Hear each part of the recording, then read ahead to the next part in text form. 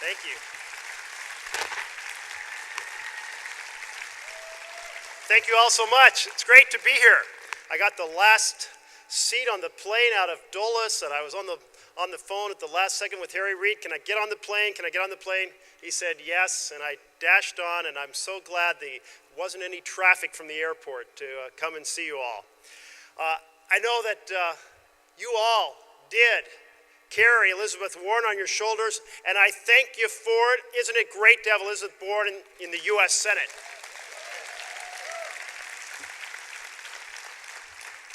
You know, I know you've seen a series of speakers, and they've been getting you all pumped up, Mike and Howard Dean and Barney Frank.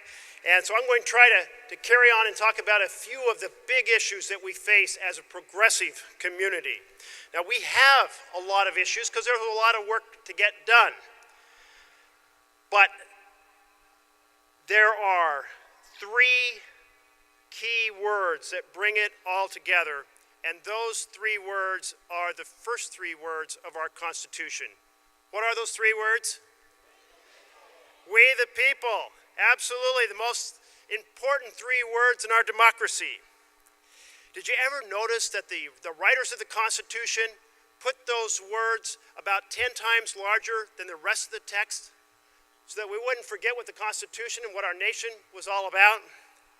I think those words just sum it up.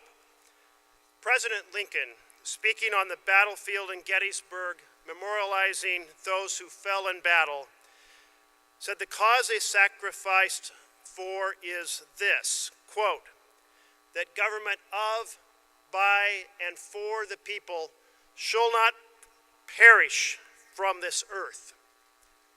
We the people, and a government by and for the people. That is our national heart and soul, and it is our recipe for greatness. Now, America has been great because at each step of our history, we the people insisted on a better, a fair, a freer nation. We left our farms and our villages to fight for independence. We insisted on a more perfect union and fought to abolish slavery. We gathered at Seneca Falls and in the streets to demand that women have the right to vote.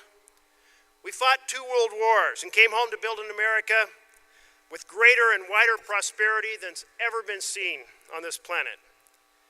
And we championed an America that cares about folks.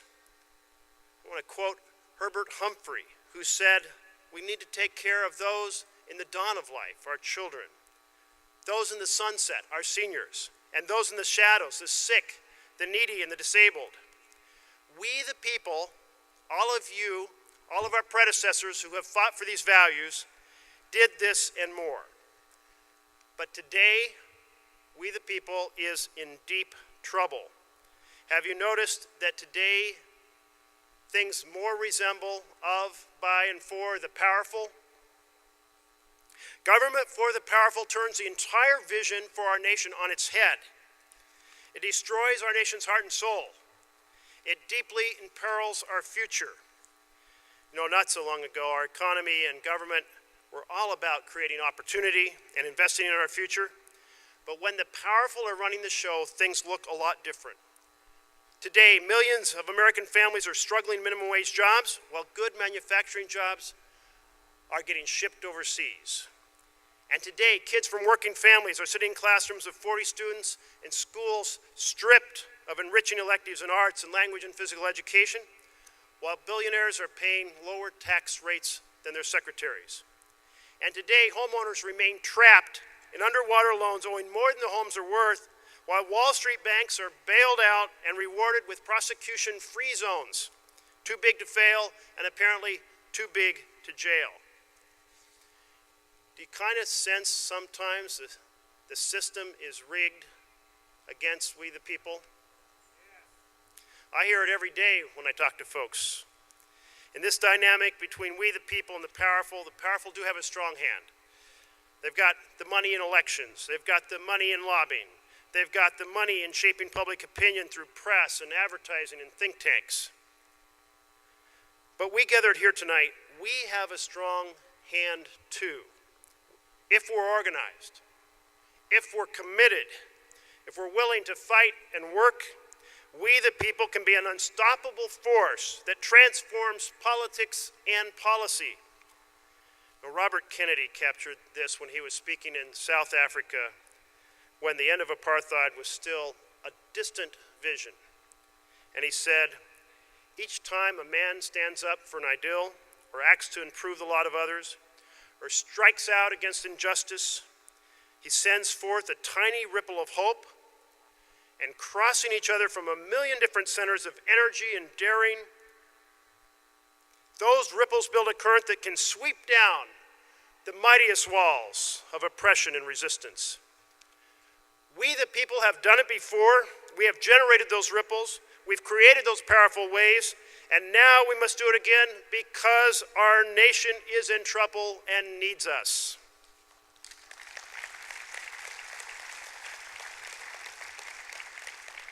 The American dream is in trouble. You can feel it slipping through our fingers. Workers' wages stagnant and declining. College costs going up and up and up until they're out of reach. Benefits and pensions disappearing. And the Great Recession of 2008 wiped out savings, wiped out retirement plans, and put millions of families underwater. You know that 80% of the jobs that we lost in the Great Recession were living wage jobs. And only 40% of the jobs that we're getting back in the recovery are living wage jobs. That is a long ways from the vision of James Truslow Adams, the man who coined the term American dream. Adams spoke of an America that is richer and fuller and better for each of us. A vision of each generation building on the success of the previous generation. A vision of an America where if you work hard and play by the rules, you can own your home, you can educate your children, and you can even have a little extra to enjoy life. So it's up to us to restore the American dream by rebuilding an America that works for working Americans. To do that, we have to reconstruct the major pathways to the middle class. Those pathways are living wage jobs, education, homeownership, and small business. And the pathways are broken and jagged, so compromised that all too often they're impassable. Now the first pathway, a living wage job, it's a beautiful thing if you can find one. My dad worked all his life with his hands as a millwright and a mechanic. He had a job on which he could raise a family, buy our house, and even help me be the first in the family to go to college. There is no substitute, any social program of any kind for a living wage job. So we have to do a lot to recreate these jobs that are disappearing. We have to invest in infrastructure. We have to repair and expand our networks of roads and bridges and rail and docks and jetties and transit and broadband. You know, China's spending 10% of its GDP on infrastructure. Europe is spending 8%. How much is America spending? I heard nothing. Well, okay, not nothing, but 2%. Much, much less. So is it any surprise that there are gleaming airports and bullet trains in Asia and Europe, and we're not seeing those in America? While our paths, our highways are crumbling and our bridges are falling down. We also do other things to create jobs. You know, former President Clinton came into our caucus and said the most effective bang for the buck in creating jobs is low-cost loans for energy-saving renovations to our buildings. So happened I had a bill called Building Star and another called Rural Energy Savings Program that did exactly that, so I was sending him Mineways, hoping he'd say, and those are the bills Senator Merkley has. Let's get them passed.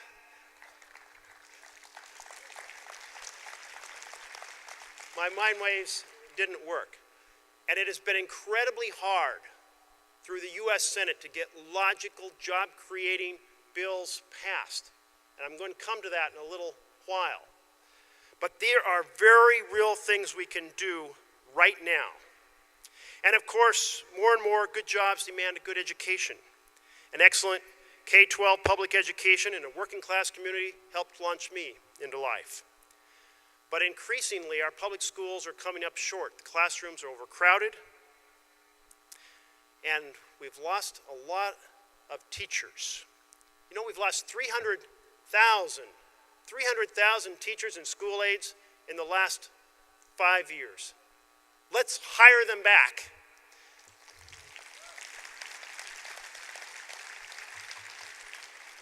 And let's declare that public education is a better use of our public dollars than special interest handouts. And we've got to make higher education more affordable. Elizabeth Warren has a bill about that, to give students the same rock-bottom interest rates that the biggest banks get from the Fed. A rate good enough for the banks is good enough for our kids. And we need to invest more in home ownership, solid wealth building, home ownership, not subprime, predatory home ownership. When I was head of Portland's Habitat for Humanity, I saw the transformative power of home ownership in the stability of the households and the aspirations of the children. And that's why I led the effort in financial reform to end the prepayment penalties, the kickbacks, and the steering payments that turn the most powerful middle-class wealth builder, the humble, amortizing home mortgage, into a predatory instrument of mass financial destruction. We need to make sure that those rules stay in place and that they're enforced, and that means a strong Consumer Financial Protection Bureau with Richard Cordray confirmed as director.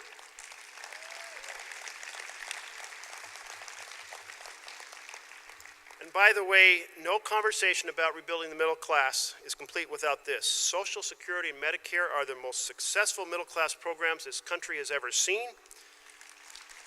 So I hope Paul Ryan and his friends are listening now.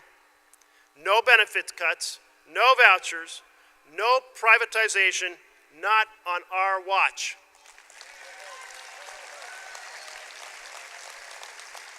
And no chained CPI.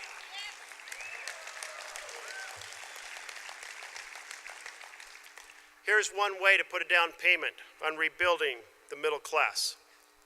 End this misguided war in Afghanistan and get our sons and daughters home.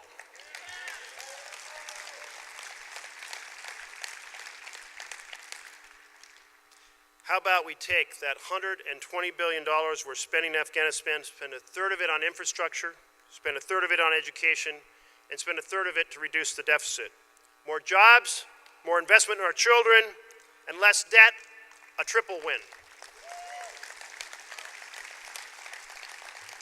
And we could do the same with tax loophole giveaway after tax loophole giveaway. Now, there's a lot of powerful ideas, but they have no way of being realized if we don't fix our broken democracy.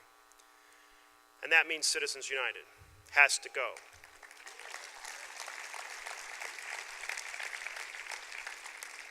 You've heard of Citizens United.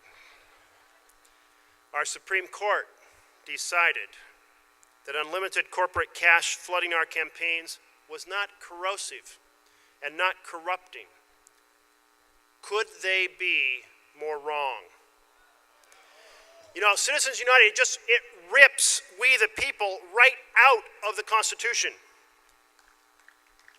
So yes, we should pass the Disclose Act so citizens know who is funding the attack ads. And yes, if the Supreme Court is going to ignore the first three words in the Constitution, we must amend the Constitution to limit the oceans of secret cash polluting our campaigns.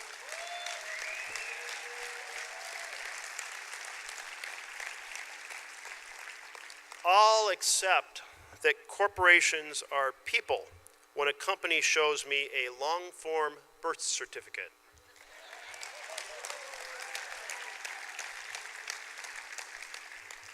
And in addition to tackling Citizens United, we need to fix the broken Senate. We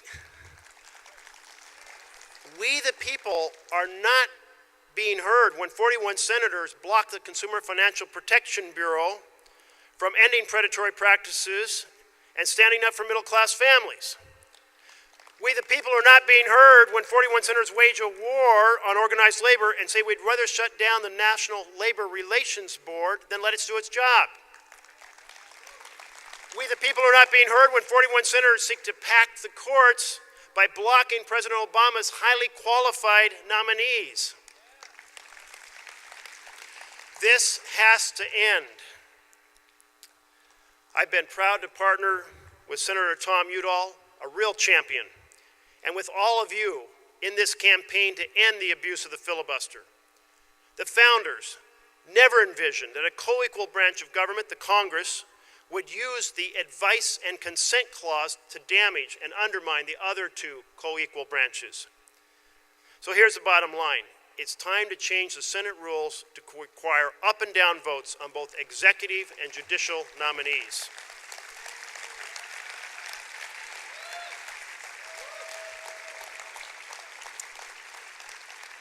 In July, this coming July, we have major nomination debates lined up for the EPA, for the CFPB, for the NLRB, not to mention 3 nominees for the DC Circuit Court. So that gives you all some time to work your magic. 1 month. 1 month.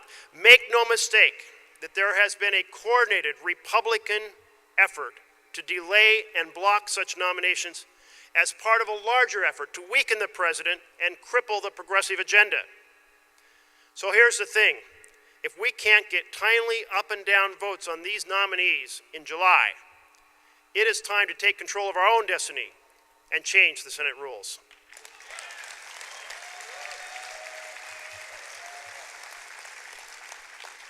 Now, I recognize that some folks are nervous about changing the filibuster on nominations.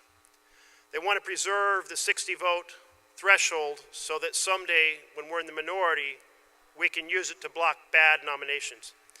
But let me ask you this. Does anyone here tonight really think that a Majority Leader Mitch McConnell will hesitate for 1 second to change the Senate rules so President Perry or President Palin can stack the courts with conservatives? If you do, think again. Because it was just a couple years ago in 2005 when the Republicans promised that if Democrats didn't quit filibustering judges, they were going to change the rules. And they only didn't change the rules because the Democrats said, okay. So let's change the rules now and end the blockade of President Obama's nominees.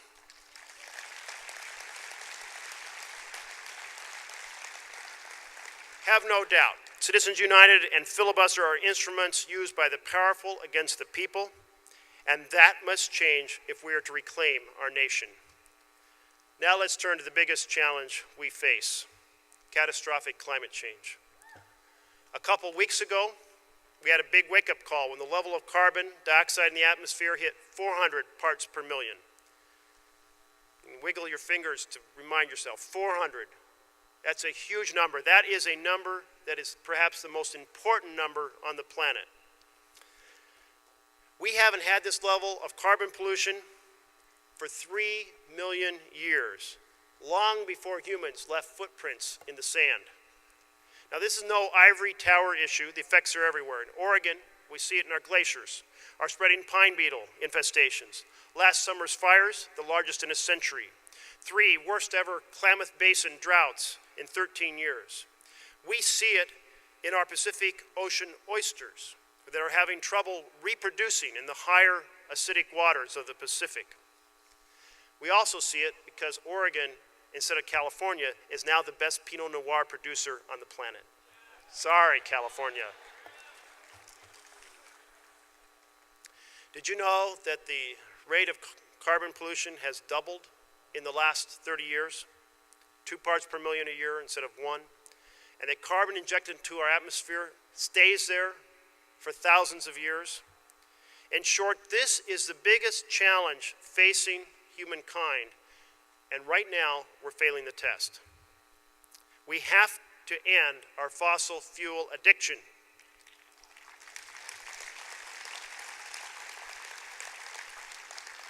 Now, addictions are not broken easily. And in this case, big oil, big coal, and the Koch brothers will do everything possible to keep us hooked. They're using all the tools available to the most powerful: super PACs, super lobbying, and of course, super fake science. This is a tough battle, but it's one we can't afford to lose. We have to shrink the fossil fuel slice of our energy pie, and we have to do it fast, and that's why I'm so happy to report that President Obama said in Berlin today that he is going to apply carbon dioxide regulations to existing coal-fired power plants. Go, President Obama.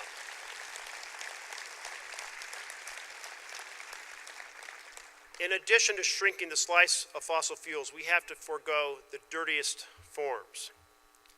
And that's why we must not build the Keystone Pipeline.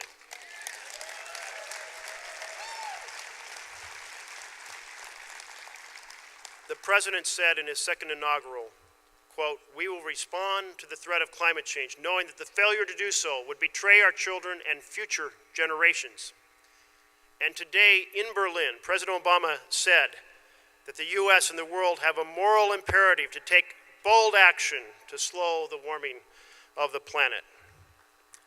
Was President Obama right? Absolutely. He was right. And that is why all of us here have to help him not, as he put it, betray our children and future generations by helping him say no to the pipeline.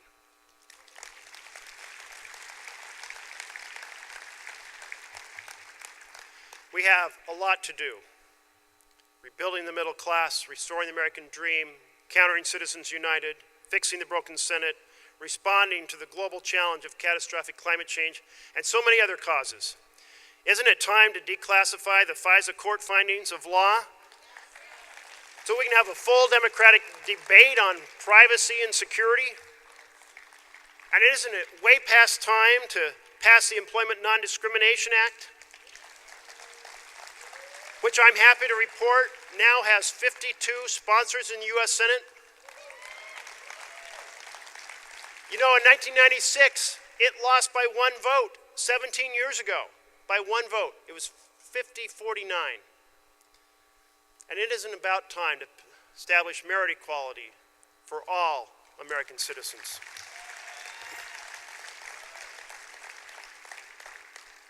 Tackling these tough challenges is possible because of you, because of your voice, your passion, your networks. You are our secret weapon in the fight to reclaim our nation and our democracy for we the people. And you've shown that the Netroots can do it. Because of you, the trial balloon of raising the Medicare age was a lead balloon. And if anything, we should be lowering the Medicare age. And because of you, we were able to turn the tide against a very powerful lobbying industry and defeat SOPA and PIPA to keep the internet free. And because of you, so many of my friends are in the Senate, like Sherrod Brown, Elizabeth Warren, and Tammy Baldwin. And we are there to fight in partnership because you helped put us there, and we share your values.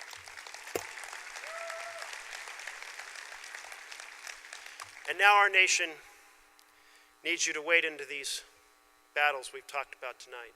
You know, James Adams, who coined the phrase American Dream, he did so in 1931 in the depth of the Great Depression, one of the bleakest moments in our history. And in those dark days, it was hard to imagine that America would emerge from the Great Depression and build the great economy that it did, with richer and fuller opportunities for all. But Adams, he was a historian who had worked abroad and worked in the US, and he had faith in the special character of the American people.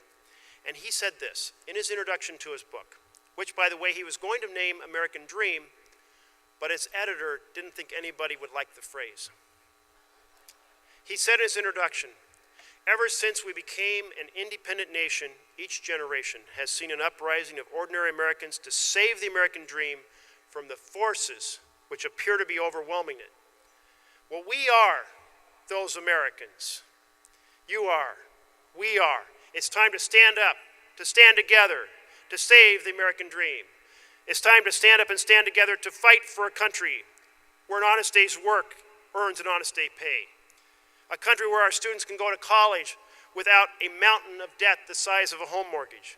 A country where no company No bank, no matter how big, is above the law. And above all, a country of, by, and for we the people. Thank you, Netroots. Let's make it happen.